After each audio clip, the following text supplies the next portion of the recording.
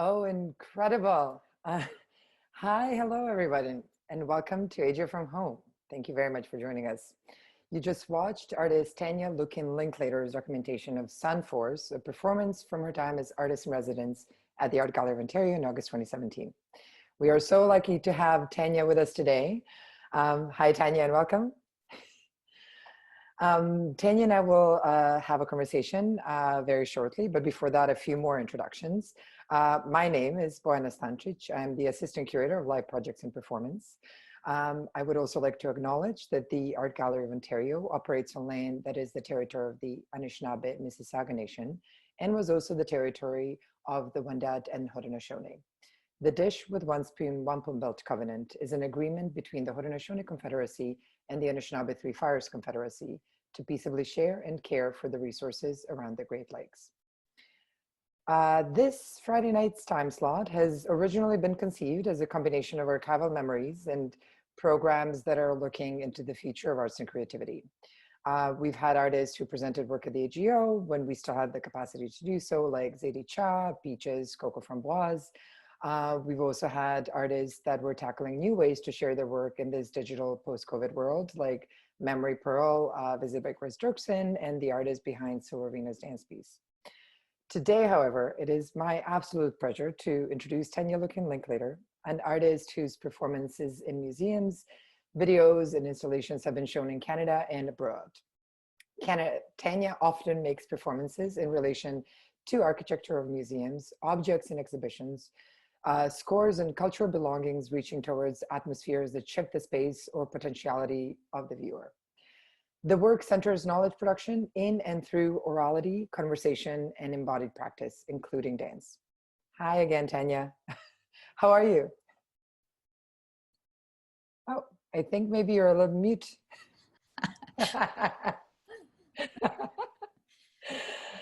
Oh.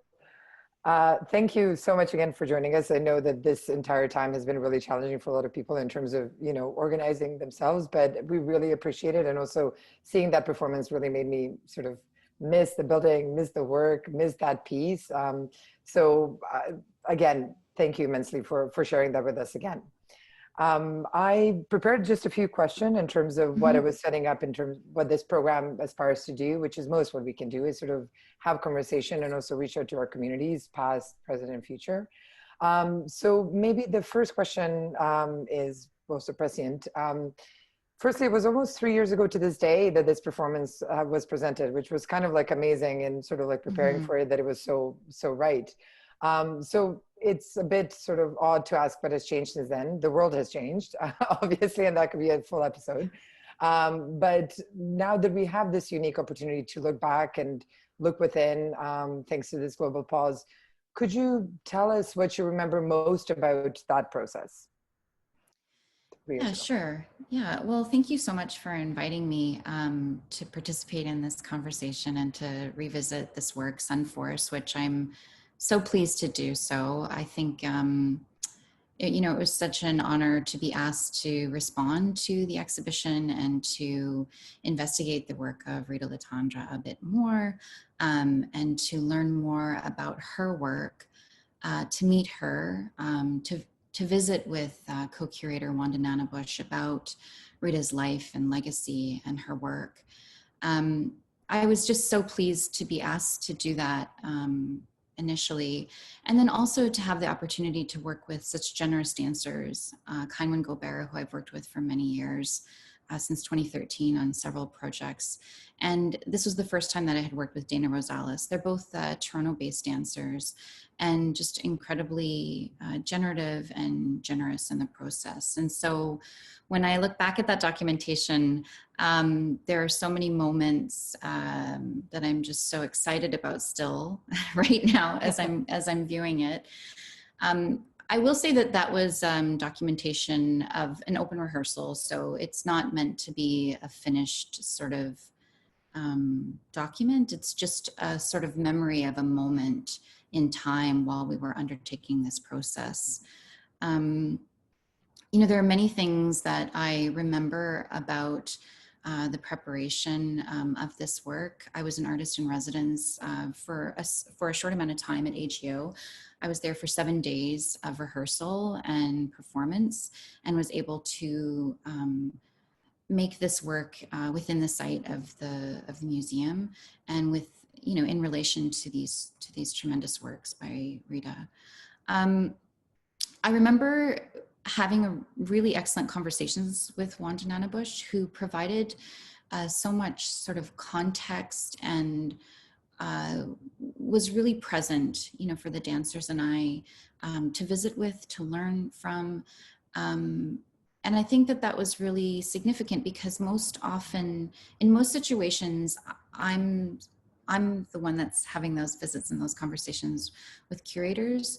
And often there isn't necessarily sort of that transmission or that sharing of knowledge from curators directly to the dancers. I often kind of mediate that. And so this was a real gift for them to sit with Wanda as well, and for her to share. I remember, you know, the incredible energy of the work. The scale of the work was just tremendous. And I started to make connections between Rita's practice and my own, just in terms of some of the maybe conceptual concerns that she had, or a portion of those conceptual concerns that she had, you know, over time. And one was her relationship to the universe and to the cosmos, and I think you can see in the work itself that it just sort of vibrates, it moves. It's, of course, has a kind of geometrics, but also, you know, she's working within her form, but I think that the work exceeds that form as well. Yeah. So it's not contained by the canvas. And I was particularly interested in her relationship, like I said, to the universe, which is kind of a broad idea, but I was thinking about it in relation to Yupik dance in Alaska, which is an Indigenous dance form, an Alaska Native dance form, and documentation that I've seen over time of Yupik dancers who will dance and then who also have a model universe, so made out of steamed, I think it's steamed bentwood that they make into what they come to describe as a model of the universe. And so when they're dancing, sometimes one of the dancers will also dance with that universe, meaning that the universe is sort of shaking and vibrating in response to, and in relation to the song, and in relation to the movement of the dancers who are sharing with everyone who's come to be with one another at that time and in that place. To me, that speaks to Indigenous dance more broadly, that we really believe that dance does something, that what we initiate in the body can also impact more than human structures and more than human beings, and extends outward. So I think that that's where I really connected with Rita's work. And I would say that it's probably most present in these very intimate moments of gestures that the dancers are working with, because Alaska Native dance is often quite gestural, and we're often, not all Alaska Native dance, but we're often telling stories with the hands, and they are connected to the natural world. And so while these are contemporary dancers, I asked them to consider what would it feel like, or what is it when we have the sun and the moon and the stars in our hands? You know, what is that? What does that, how does that alter the way in which we experience our hands? And so I guess I was thinking about the scale of the cosmos and the scale of the paintings and the scale of the body, sort of simultaneously. Other sort of really important moments that I remember from that process were the performance, and Rita attended the performance, and I had an opportunity to meet her. But what was, I think, more profound for me, of course, meeting her was really fantastic. But it was also that during the performance, she was seated and she was moving her hands. Like she was Mm. making gestures, and Wanda and I, looked, and Wanda was like, she's dancing. And that was incredibly powerful for me, because I'm always interested in maybe a kinesthetic response in the viewer. And that was such a beautiful kinesthetic response. And so it's a great gift, what Rita's given us, in terms of her practice, in terms of her legacy. And, so I hope that she, or others would understand that this is a response and a gift in return, a reciprocal response at a smaller scale. But I think that her work calls for that response, and her work calls for performance, and it calls for maybe a decipherment in this moment, in this time, in this place. And so that was the response in that moment, within the conditions of being at the AGO and being in this particular iteration of her work, and its placement within the gallery. One other thing that I really remember, was just the presence of the viewers who can be in such close proximity when I'm making performances within museum spaces. Viewers often encounter the work, and then they have a choice of whether to stay and be present with it, to watch a portion of it. Sometimes it's just us speaking, that's such an important part of it, is our conversation, the dancers and I. But they also have a choice to leave, that it's really up to them. Sort of, sometimes they're surprised by the work, and sometimes they're just not expecting it. And so at times we can be in very close proximity, to the viewer. And, obviously right now we can't be in close proximity to very few people. And so just hearing the voices of the people, seeing them in relation to the dancers. There were times when there were crowds. There were times when it was very quiet as well within the space. And so I also just have a really strong memory of that. Yeah. Yeah. Well, we were talking a little bit beforehand about sort of missing those interstitial spaces and moments of like tension before the performance starts, like the coughing, the shuffling in the audience. But also I think what you described in terms of the gallery museum experience of a viewer being so different from a theater experience of the viewer, where you have a fixed sort of like viewpoint depending on where you're sitting, like you're sort of in that space from beginning to end. And I do think that sort of like, for me, philosophically also shifts the sense of engagement. Like it engenders different curiosity, like you have to articulate yourself in response. You're not just sort of like in a dark theater space. So it's really enlivening, I think, as well as engaging, just like on a really rudimentary, like fulsome level as well. Also, thank you so much for narrating the response to Rita's work. Like I very purposely didn't want to describe too much of the exhibition that the piece was sort of in response to. That's kind of why I wanted to phrase that question. But the way you were just describing the pulsating of the universe from the sort of like vastness of the scale of those works to kind of like the delicate touch it's so palpable. So thank you so much for that. It was, I'm missing it even more.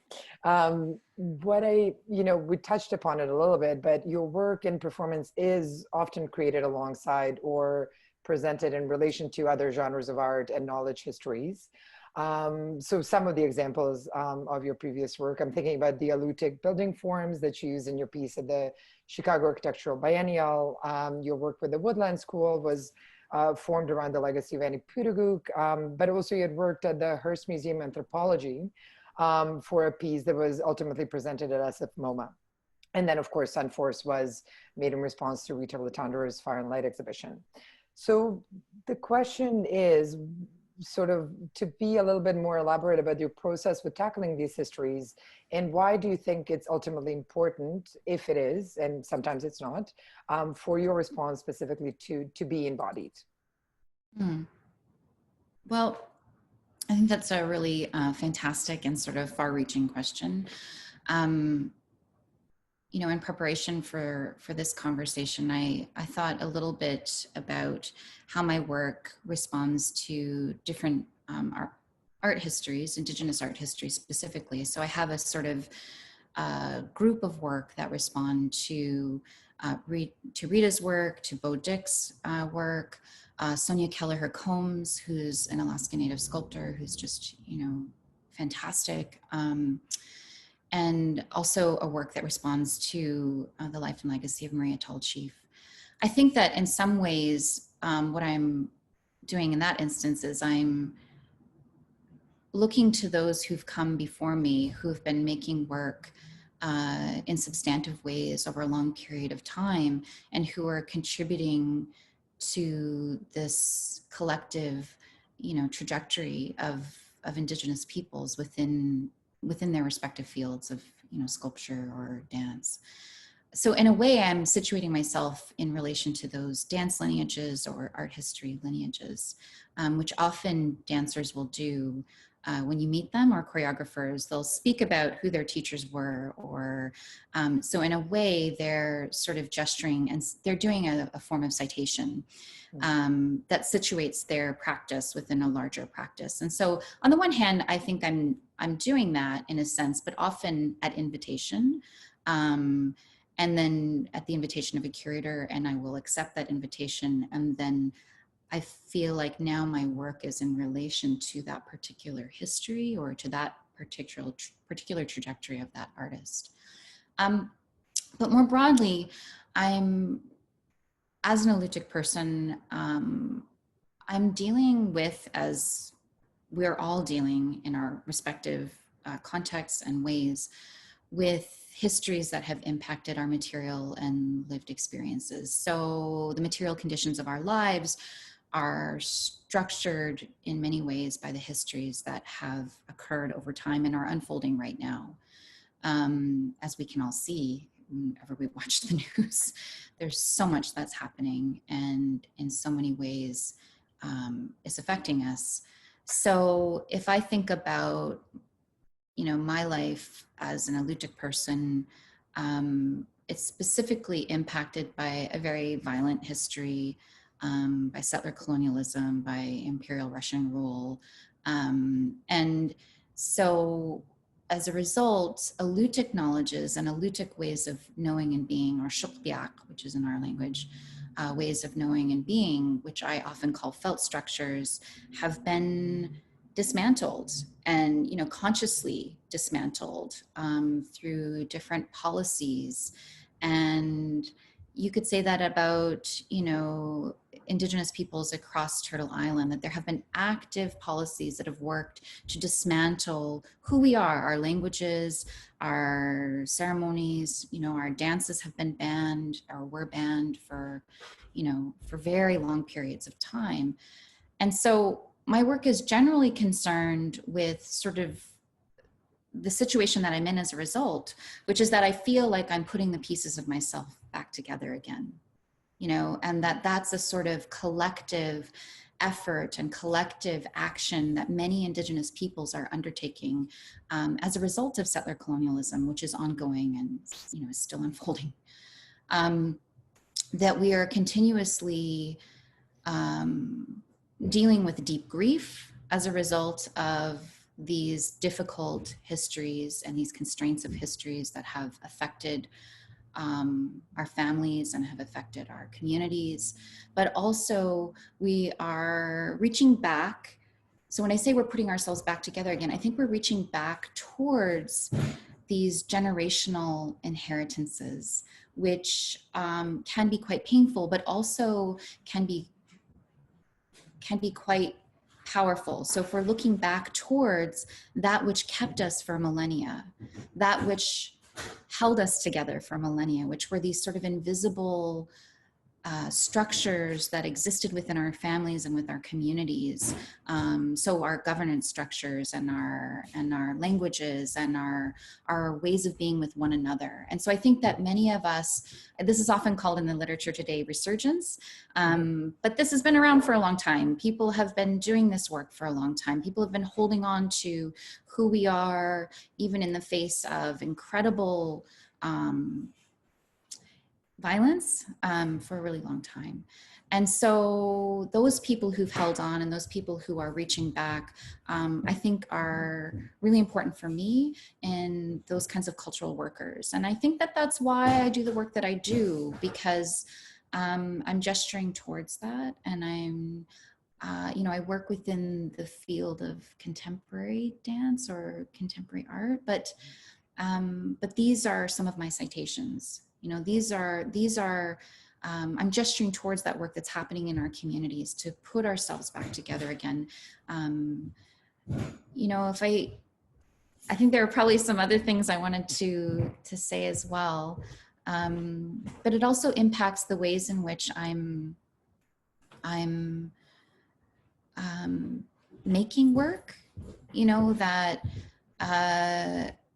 we are not. This work is gesturing towards that work that's happening to put ourselves back together again. And conceptually, that's what I'm working in relation to, but also the way in which I'm working, which is we feel the impacts of history in our bodies. It's felt, it's lived, it's a reality. And so when I'm working in dance, I'm working to bring about a shift potentially, and also the way in which I work. I work so that to the best of my ability, I'm not harming anyone.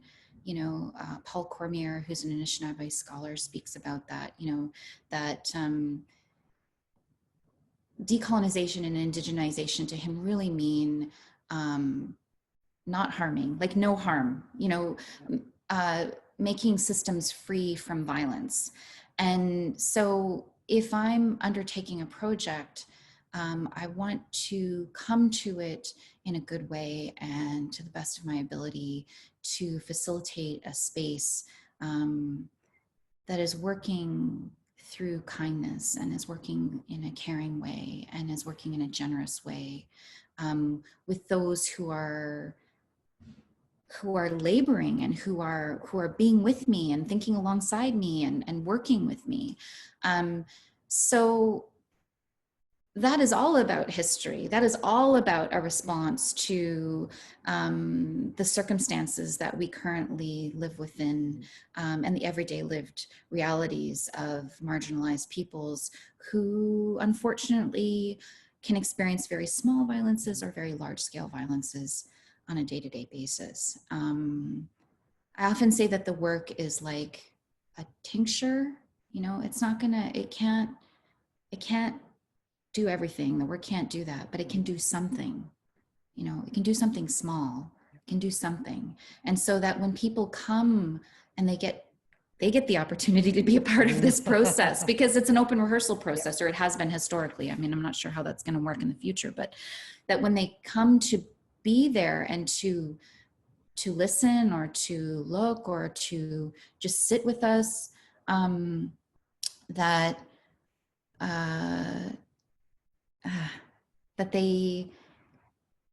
maybe they're shifted, they're shifted in the time that they're with us. Yeah. That's my hope, at least, that by being in relation to one another and by offering this other way of working or this other way of being with one another, that they also get to participate in that, even in a small way. Yeah.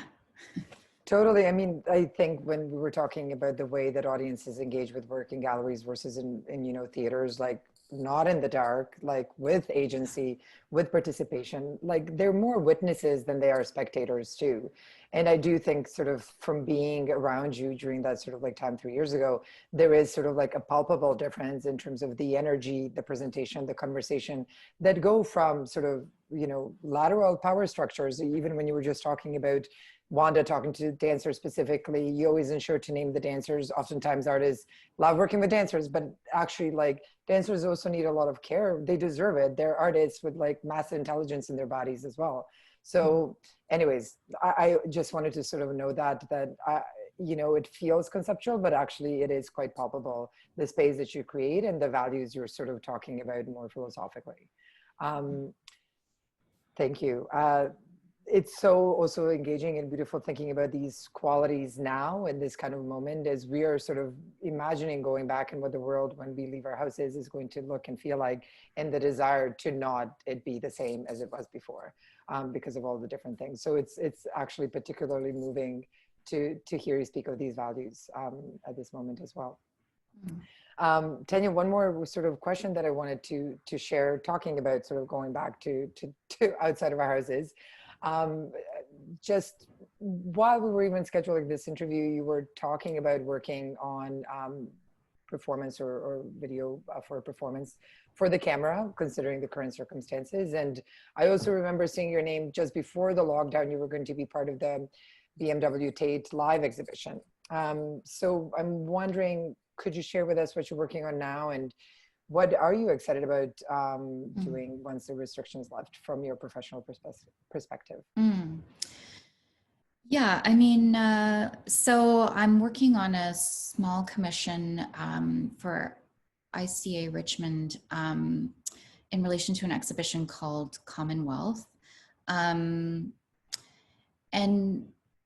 the project that I've been, originally it was supposed to be a performance. So we were going to be in residence in Virginia for, I think, 7 days, sort of to extend a small performance that I made in relation to a sculpture, Indigenous geometries, that I produced with Tiffany Shaw Collins for the Chicago Architecture Biennial in last year.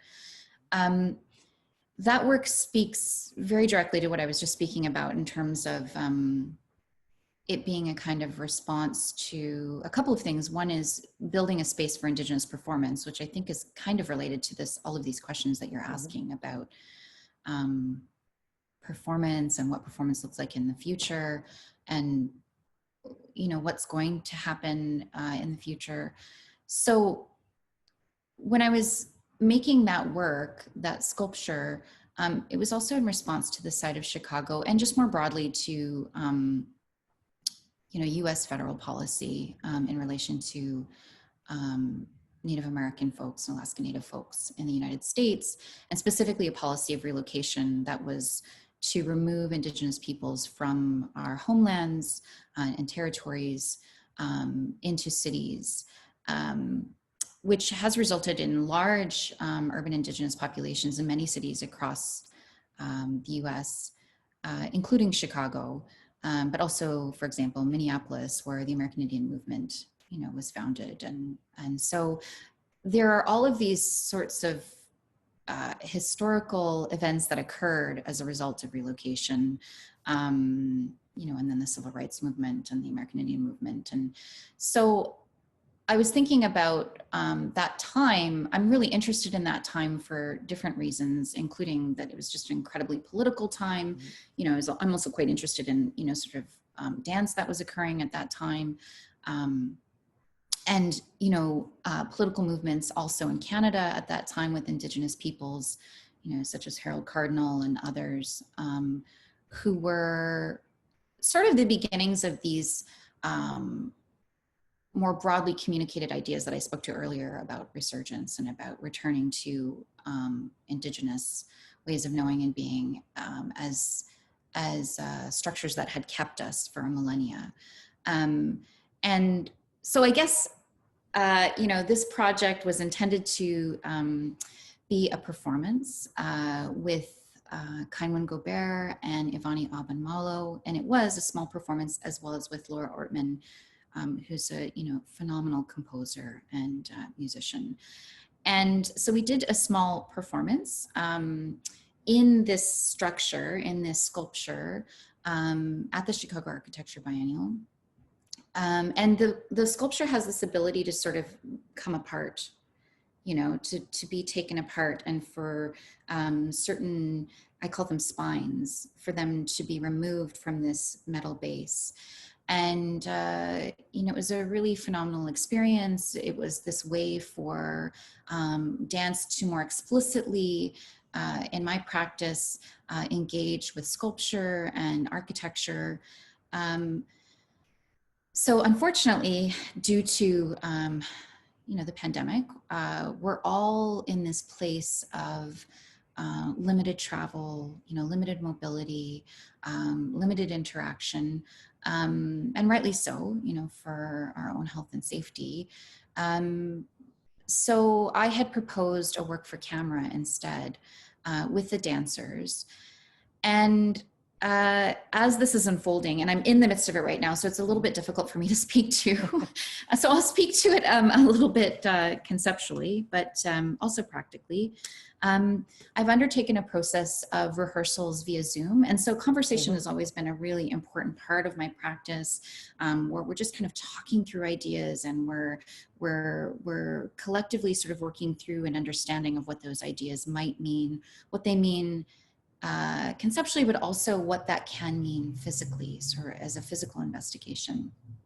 And so over the course of 7 weeks, I've been undertaking these rehearsals. And as a result of these rehearsals, which I've structured in relation to specific elements, and I can speak a little bit about that. The dancers are then sending me videos. So they're sending me videos just sometimes through Facebook Messenger, or, you know, we're using all these different tools. And then I'm reviewing that, and I'm, you know, responding and providing feedback, and then asking them questions, and they're telling me what keywords were coming up for them. We use a lot of language in order to access movement. But the kind of overall concept, you know, shifted slightly in this moment, because I was thinking about more than human structures. And so the spines, which I came to understand as language was one spine and songs was another. So if we think about language as Indigenous languages, if we think about it as conversation, if we think about it as poems, which I often use to structure dance, is one spine. And then the other spine is song, which could have been the sound of the violin, Laura Ortman's violin. It could also be the sound of our voices as we speak with one another, alongside one another. And it can also be like Indigenous songs, like ceremonial songs or powwow songs, and sort of how we're picking those up in this moment, you know, in this time. But I've also tried to extend that to think a bit about more than human structures. And what I mean by that is at the scale of the cosmos, which we talked about earlier, but specifically, I'm interested in atmospheres. And I'm interested in how atmosphere is our breath, you know, atmosphere is, becomes to be seen visibly as clouds, you know, as the way in which light hits clouds. But also, you know, what is a cloud composed of? It's composed of water droplets. It's composed of dust particles or salt particles. But this is also what's inside of our bodies, and also can be a mood or tone between people, and can also be the thing that we're sort of fearing right now because of COVID-19 being a respiratory virus. And so, you know, often in my work, you can hear the breath of the dancers. You can hear them breathing. You are breathing alongside them in a way, because they can be in such close proximity to you at times. And now we're in this space and time where we're keeping our breath to ourselves. And I've been thinking a lot about that. And so this work is a kind of investigation of that, of this. And so it was intended to take place primarily within my living room, because my world has gotten smaller. I'm not traveling. I haven't traveled since February, really anywhere. The furthest I've been is like maybe 23 minutes away, from my house. Door to door. Yeah, that's it. So my life is it's strange how the space that I used to occupy has grown smaller. And so I had intended to shoot this work here in my living room. Due to circumstances, it looks like the shoot will be decentered and will take place, some of it here in my living room and some of it on the land. And so I'm sort of working through some of that in real time right now. So it's all sort of happening. But I think that, I have a history of working in video. And so for me, it was okay to move relatively quickly from live performance to video. And that isn't a concern of mine. But I do miss, there are many pieces I miss about live performance and being in relation in real life and not just via Zoom, although it's an incredibly, fantastic tool. And, it's been good, it's allowed me to continue to work and continue to have conversations and to be with folks, but I do miss being with folks in real life as well. I mean, it's so different. And I think some of the visual artists that I've spoken to during this time, like their lives haven't changed so much because they have a studio practice. Most of the people who work in performance, like their lives have really changed. Their practices have really changed. So it's really interesting revisiting the piece from 3 years ago. And that was an open rehearsal. And I just want to note sort of for posterity, like our tidbit of conversation beforehand, which you prefer recording the open rehearsals versus the performance itself. And I'm just wondering, can you share with us just quickly why, because I do think it's super relevant to this conversation in this moment as well. Yeah, I mean, I never want to interfere with the performance in terms of the experience of the viewer. I also think that the work is always becoming, and that the open rehearsal, at least historically, has been really significant in my work for many different reasons. One is that I provide an opportunity for the viewer to come into the process and for many people, they may have never seen a rehearsal, they may have never experienced that before, unless they're, that's a part of their, maybe they've performed in the past, or, if they're a curator or they're sort of, it's just not a common experience for people, though. They may not have experienced rehearsal. And so I think that's important, but also that the work for me is often not finished. That if called upon, I would, make another performance in relation to Rita's work or Sonia Kelleher-Combs' work, or, any of these folks that I've mentioned. That's what's really beautiful about performance, is the kind of unfinishedness of it, in my opinion. Not that I'm creating something to be fixed in time forever, but that it can be revisited and remade or re-experienced. Although what's interesting is that has never happened in my practice. Oh, really? I've always just made a work in a moment, and then it's existed in documentation later. But I love the potentiality of being able to come back to that work. Yeah, I think that that's why I document the open rehearsal, is because it's unfinished, and I love the unfinishedness of it. Amazing. Yeah. But also it speaks so much to the main tenets of performance, of this kind of urgency and in the moment. And, it's so beautiful, but also it feels like that was an open challenge, Tanya, like, let's revisit this work. We'll talk to Wanda. That would be amazing, because also like there's something so beautiful about kind of looking back, but there's also, with even just the way we're talking, the visual metaphor, the moments, the atmosphere, the scale, I think that sort of touching into those is really invigorating, and it makes me really deeply look forward to being back in that space and being with visitors as much as with artworks, but also with performers. And so thank you so deeply, Tanya, like on that note, for your generosity, again, for your philosophy, for, it was so deeply evocative, and thank you also for sharing Sunforce with us again.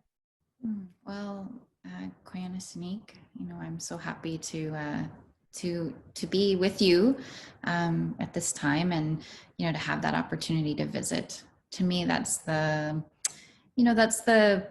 one thing we can continue to do during this time, is to visit. So thank you. Absolutely. Deep pleasure. Thank you, Tanya. Thank you, Danny, our media producer, Danny Winchester, Devyani Saltzman, and of course, thank you for joining us.